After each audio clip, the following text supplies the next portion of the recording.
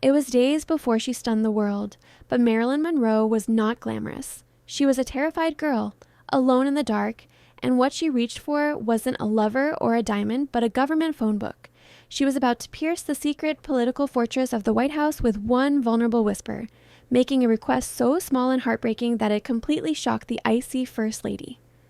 It was days before the moment that would define her legend, the infamous Happy Birthday, Mr. President performance. But Marilyn Monroe wasn't thinking about diamonds, sequins, or applause. She was standing in the cavernous silence of her empty New York apartment, clutching a chipped ceramic bowl containing not caviar or champagne, but a meager spoonful of cold leftover oatmeal haunted by Norma Jean. The pressure, the blinding weight of being Marilyn, was finally beginning to crush her. She looked out over the glittering canyons of Manhattan, a world she had supposedly conquered, yet felt further away from than ever. The public saw the bombshell, the breathy voice, the blinding smile, the figure that launched flashbulbs. But behind the locked door, the only audience was the girl who just wanted a little stability and warmth. This was the curse of the ultimate star. Millions knew her name, but no one knew her. The constant scrutiny was a fire that gave her light, but also incinerated her peace. Every movement, every friend, every troubled moment was immediately splashed across headlines, twisted until her true self became unrecognizable. She knew that in the tight formal orbit of the Kennedy administration, she was not seen as a person of substance, but as a temporary, unstable distraction, a perceived emotional threat they desperately kept at arm's length. Her exhaustion was profound. It wasn't just the fatigue of long hours on set or late nights. It was the weariness of perpetually performing. Her body ached from the endless travel, the unforgiving posture she had to hold, and the constant fear of disappointing the world that idolized her. The emotional hunger was worse. She often tried to cook, desperately attempting to replicate the simple, hearty meals she remembered from the rare moments of calm in her childhood, only to fail. The recipes in the glossy magazines seemed too complex, too grand, demanding ingredients that felt artificial and out of place. She wasn't seeking haute cuisine. She was seeking a memory, a taste of simple domesticity that whispered of safety and permanence. She imagined the ideal, a small, brightly lit kitchen, the clatter of pots, the smell of something baking that didn't come from a catering truck. She yearned for a life where her biggest worry was whether the soup needed more salt, not whether her entire existence would collapse under the weight of expectation. She often found herself staring at photographs of the White House, that ultimate symbol of stability, family, and immutable tradition, and in her heart, she felt a profound envy. They lived in the nation's home. She lived in temporary fame. As she put the bowl down, the truth hit her with stunning clarity. She wasn't truly hungry for food, she was hungry for a feeling. The comfort she craved wouldn't come from Hollywood or from any man. It needed to come from a source so far removed from her chaos, so committed to structure and order that it might hold the key to the simplest kind of peace. That evening, her eyes settled on a newspaper on the counter and on a printed list of government contact numbers. It was a reckless, ill-advised thought, an act of sheer emotional desperation, yet it felt like the only way forward. She picked up the phone, her hand trembling. She had the number now, a direct line to the most formal kitchen in America. She was about to attempt to pierce the fortress of presidential etiquette, not for a political favor, but for a secret piece of domestic comfort. Her search for a lost, humble recipe was about to reach the one place in America designed to resist the chaotic drama of Marilyn Monroe. The White House kitchen was not a place of warmth or spontaneous creativity. It was a military-grade operation built on ice-cold precision, a fortress of steel counters and rigid protocol where every plate was a diplomatic statement. Here, in the heart of the nation's power structure, Chef George worked, a quiet, meticulous man whose focus was so absolute that the political whirl of Washington, D.C. rarely touched him. George saw himself as a guardian of tradition, a caretaker of the nation's appetite. He did not watch television. He did not read gossip.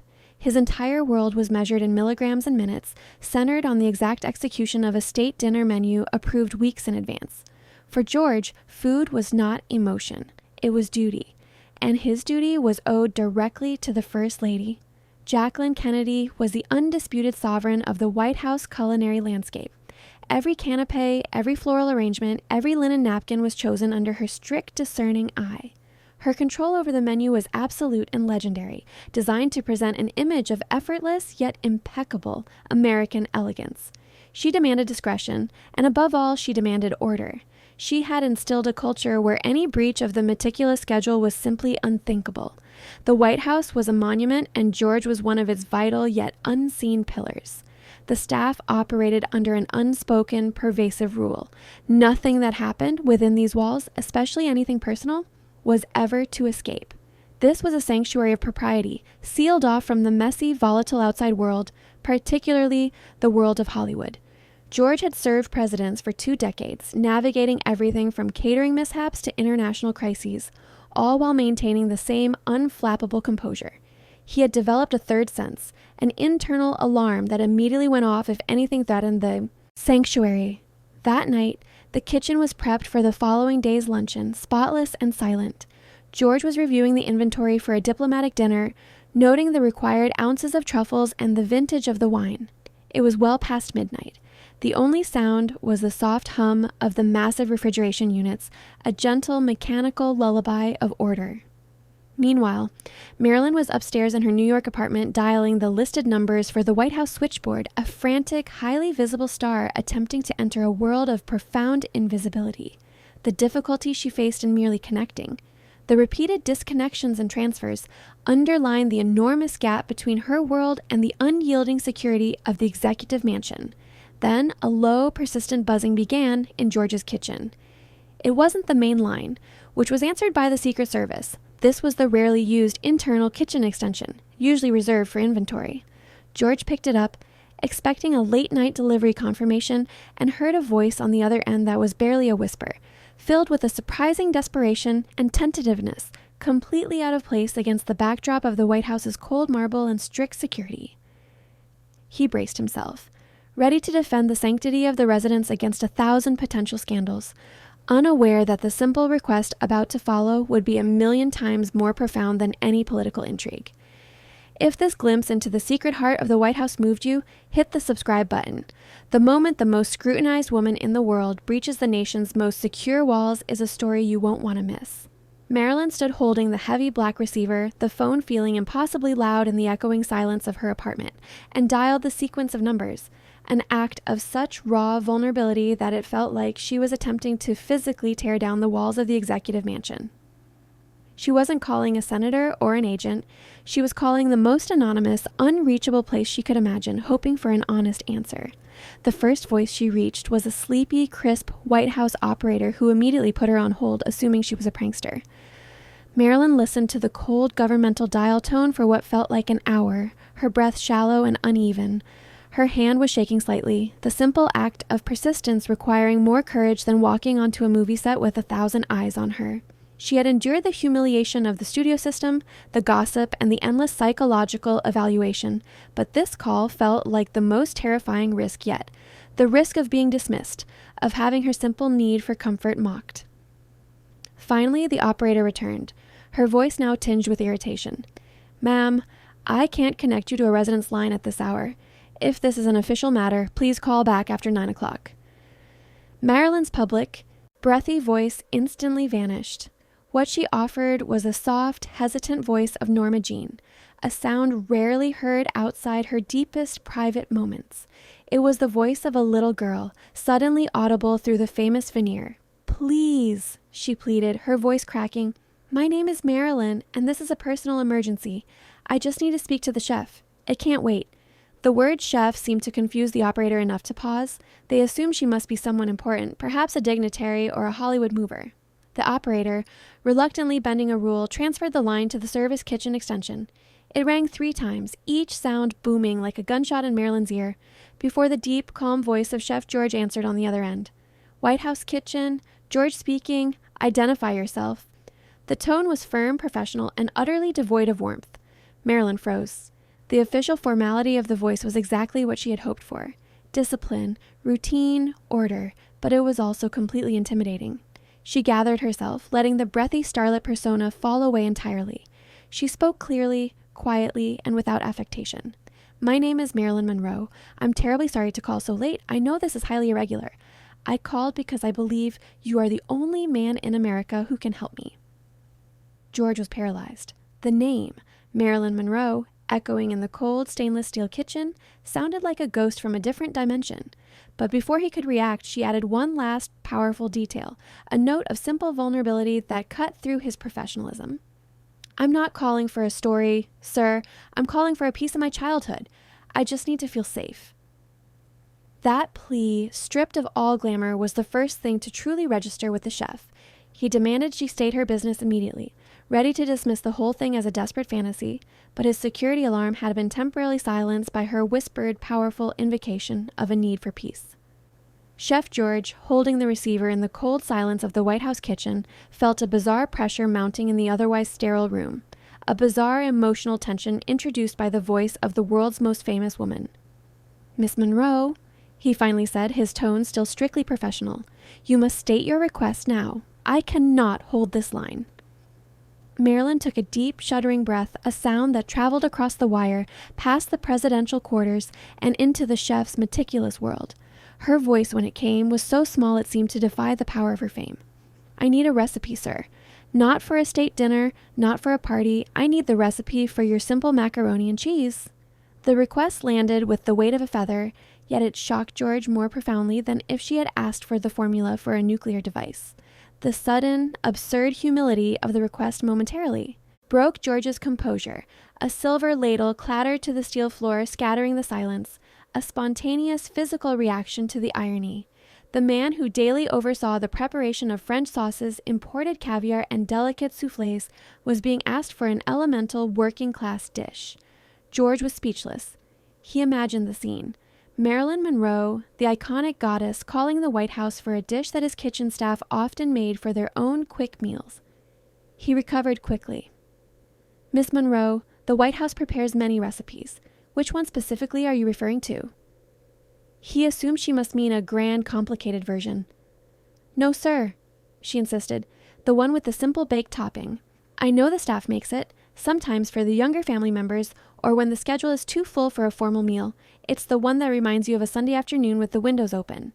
Marilyn then explained, her voice gaining a surprising, fervent detail that she had tried dozens of recipes in Hollywood, all of them too rich or too flashy. They were recipes designed to impress, not to nourish the spirit. She described the childhood image she was chasing, a small, dark kitchen, a warm plate, and a feeling of being completely unobserved and safe. It was the simple, unglamorous food of her past, the kind of meal that suggested stability and a quiet, consistent life. "Hollywood chefs," she said, her voice dropping to a confidential whisper, "they try to make it elegant. I don't want elegance, George. I want to be real. I want the kind of recipe that is never published because it's too simple. And I know," she added, her conviction unwavering, "that only the kitchen of the White House, the symbol of the American home, would have the true, honest version." "You deal in permanence, sir. I deal in fleeting moments." The chef, holding the phone, looked at his meticulous notes on diplomatic menus, the required precision suddenly seeming absurd next to this woman's desperate need for something so humble. He realized the colossal irony. Marilyn Monroe, the woman who could have anything, was begging for the one thing her fame could not buy, a secret recipe for comfort. It was a request so deeply human, so devoid of ambition or scandal, that it pierced through the years of protocol. He sighed, the professional resistance draining from him. "I understand, Miss Monroe. Please hold on." He took a pen and turned over a menu draft detailing an upcoming luncheon, preparing to scribble down the unwritten, simple directions for staff macaroni and cheese, the single most unglamorous dish ever requested of the executive mansion. What did you expect Marilyn to ask for? Let us know in the comments below, then stay with us as the First Lady discovers this unbelievable breach of decorum. Chef George scribbled the instructions quickly, the pen scratching loud against the formal menu paper, detailing the steps for a dish so humble it felt sacrilegious to write it down inside the nation's most prestigious kitchen.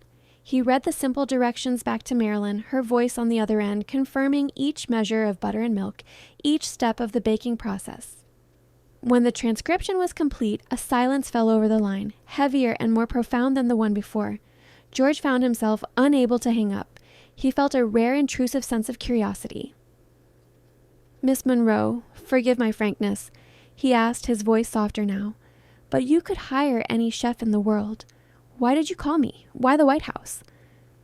Marilyn's reply was immediate and startlingly honest. "Because the White House is not a person, George. It's an idea. It's the closest thing to permanence this country has."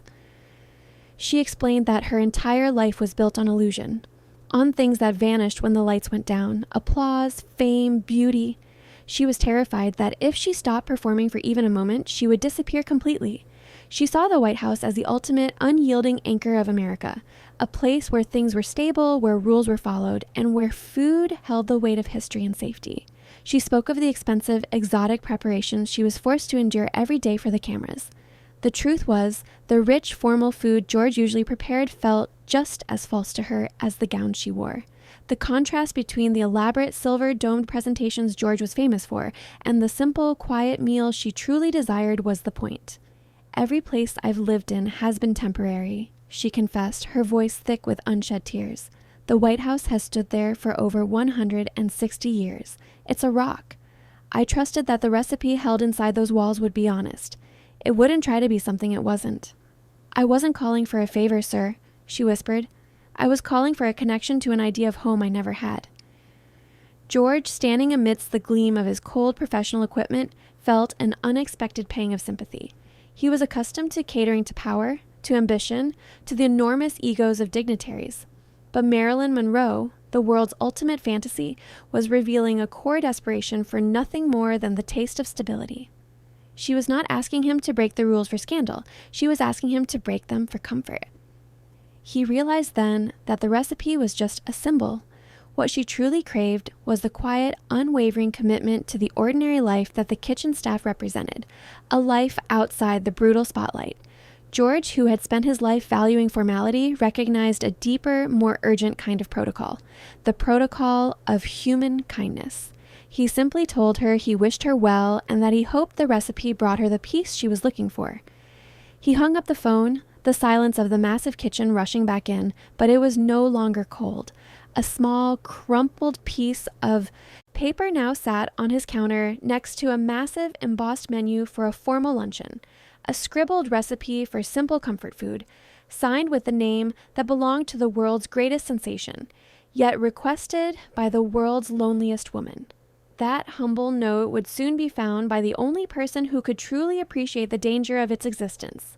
The following morning, the unforgiving dawn sliced through the kitchen windows, illuminating every speck of dust and, more dangerously, the crumpled piece of paper that Chef George had left on the countertop. It was a simple, unassuming note nestled among stacks of pristine official White House menus, and it held the secret of an emotional breach that could undo George's entire career. George had stepped away momentarily to confirm a flower delivery, leaving the kitchen in its usual state of immaculate readiness. But this morning was different. The silence was soon shattered by the crisp, authoritative click of heels on the marble floor, the unmistakable sound of the First Lady making her daily inspection. Jacqueline Kennedy rarely visited the kitchen, preferring to deal with George in the study, but today she was intensely focused on the final arrangements for a high-stakes state dinner, requiring her personal oversight. She moved through the vast room with the cool, effortless grace of a monarch, her eyes instantly registering any deviation from perfection.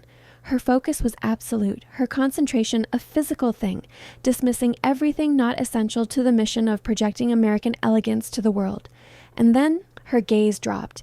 It settled immediately on the incongruous, messy scrap of paper lying next to a menu detailing the 6 courses for the evening. Jacqueline reached out a perfectly manicured hand and picked up the note. Her initial reaction was one of annoyance, a careless lapse in George's famed attention to detail.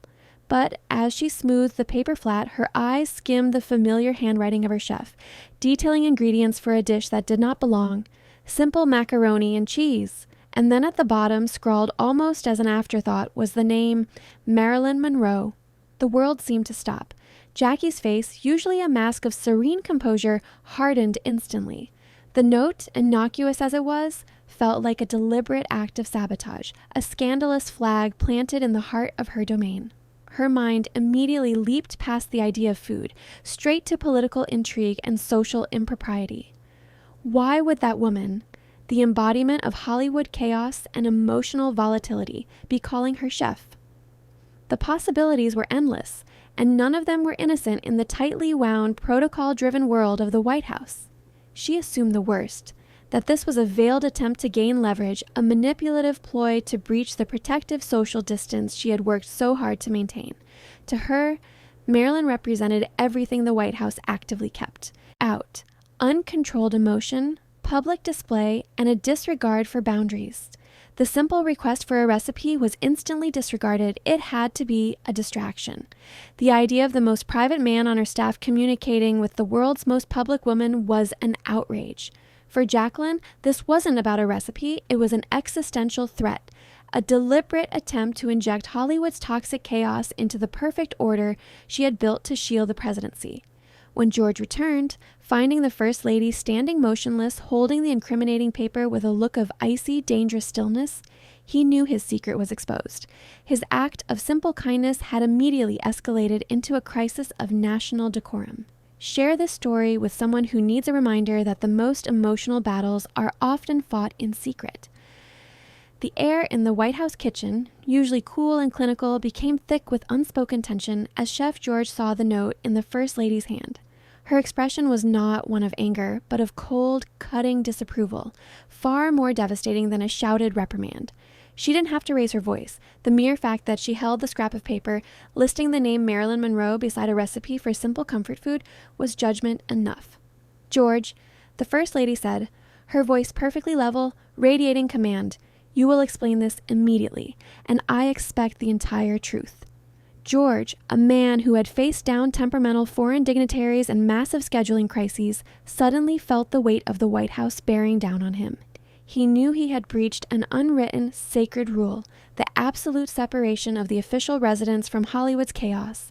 He chose honesty, recounting the late-night call, the tentative voice, and the shocking humility of the request.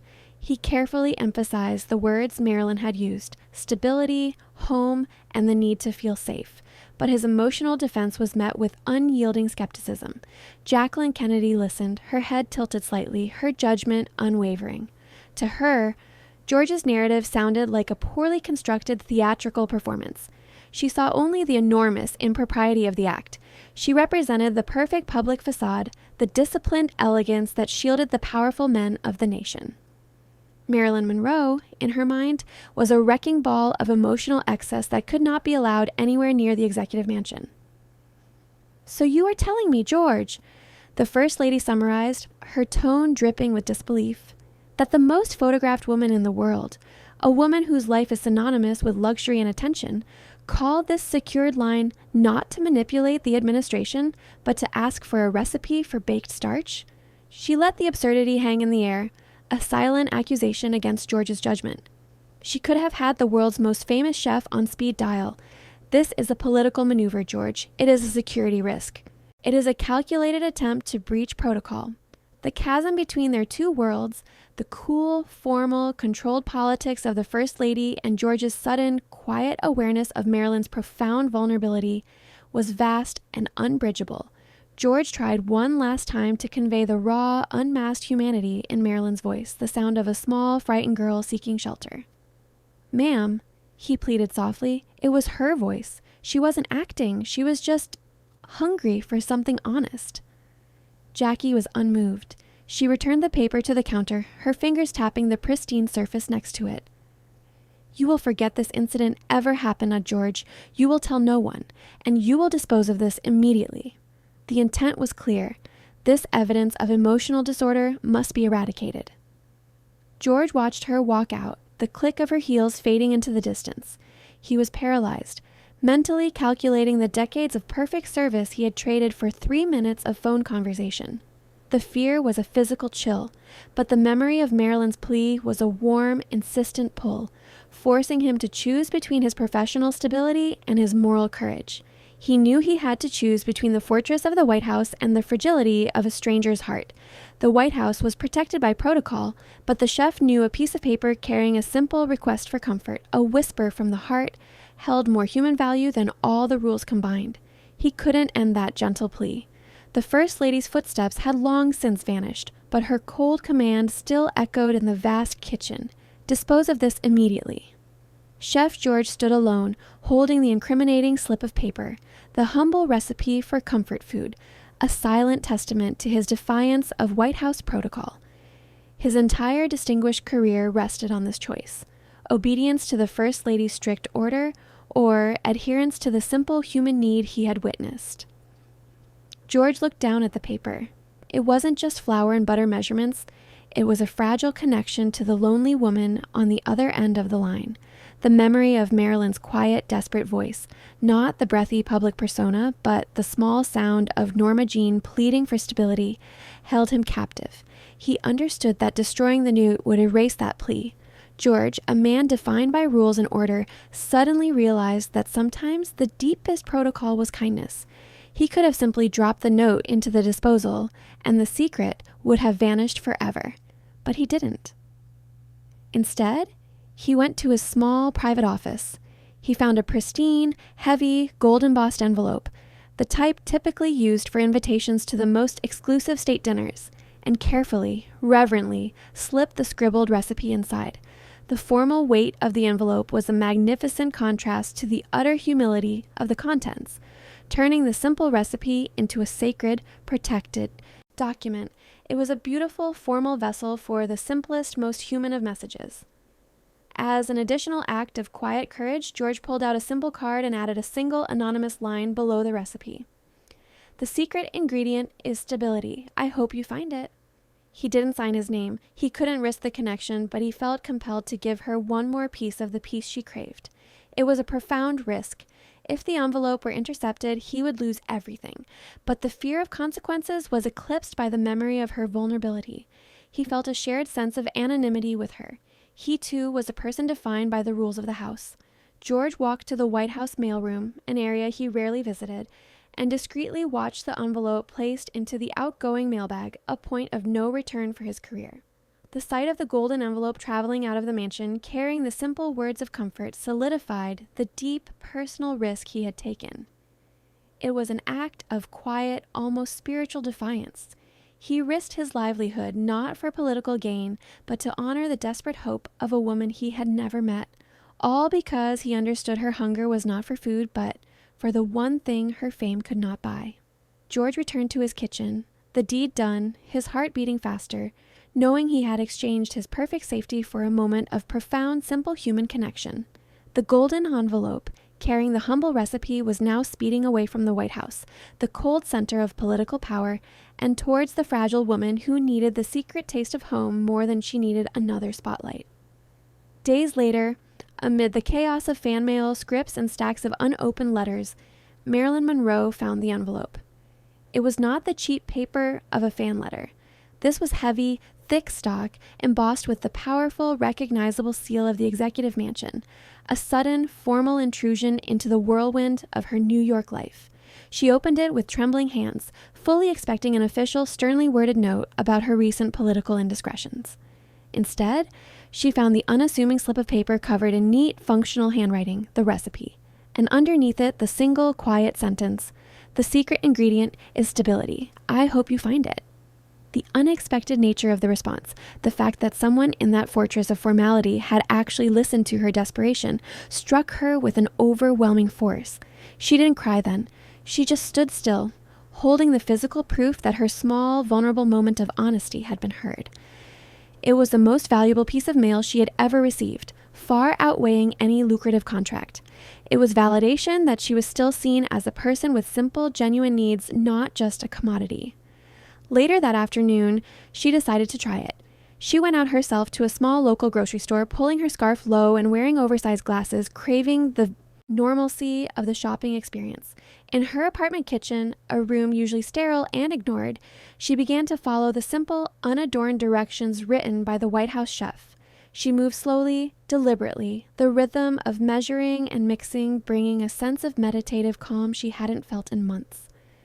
She carefully layered the butter and the simple yellow cheddar, noting the lack of any exotic spices or expensive additions. The fragrance that wafted from the oven was not the rich perfume of a Hollywood dinner party, but the deep, familiar scent of an ordinary, loving home. It was the sensory anchor she had been seeking, the smell of quiet Saturday afternoons. She took the first bite, and while the taste was simple, the feeling it evoked was profound. It wasn't just food, it was the taste of the stability she craved, a symbolic connection to the idea of home that the White House represented. She ate the dish slowly, sitting on the floor by the oven, completely engrossed in the quiet act of self-care. It was a small, defiant moment of peace, purchased not with fame or wealth, but with a plea for human connection. The recipe became her secret shield. In the lonely, tumultuous months that followed, when the cameras were gone and the phone was silent, she would return to this humble dish. It was a tangible, silent reminder that somewhere in the most powerful kitchen in the country, a kind man had risked his own stability to answer her heart's simple cry for home. The golden envelope, now stained with flour and butter, never left her immediate reach. It was a sign that her deepest, quietest self had been recognized, not by a lover or a studio head, but by an anonymous chef who understood that the true hunger of the heart is never satisfied by glamour. Years later, Chef George had long since retired from the White House, his tenure marked by decades of impeccable service and unwavering discretion. But the memory of one specific late-night call never faded. He sat for a rare interview, asked to recall the most unforgettable moments in his long career, moments usually involving heads of state or dazzling historical gatherings. But when asked, George didn't talk about caviar or the Queen of England. He spoke of a single, humble piece of paper. He revealed that, after Marilyn Monroe's tragic passing, the contents of her estate became public record, a final, painful inventory of a life lived large and lonely. Hidden among the glamorous possessions was a small, unassuming file. In that file, George confirmed, was a gold-embossed envelope stained with flour and bearing the White House seal, and inside it, the simple, scribbled recipe for baked macaroni and cheese. It was listed among her personal papers, officially designated as her most cherished possession, a final quiet testament to the value she placed on comfort and human honesty. George explained that this was his catharsis.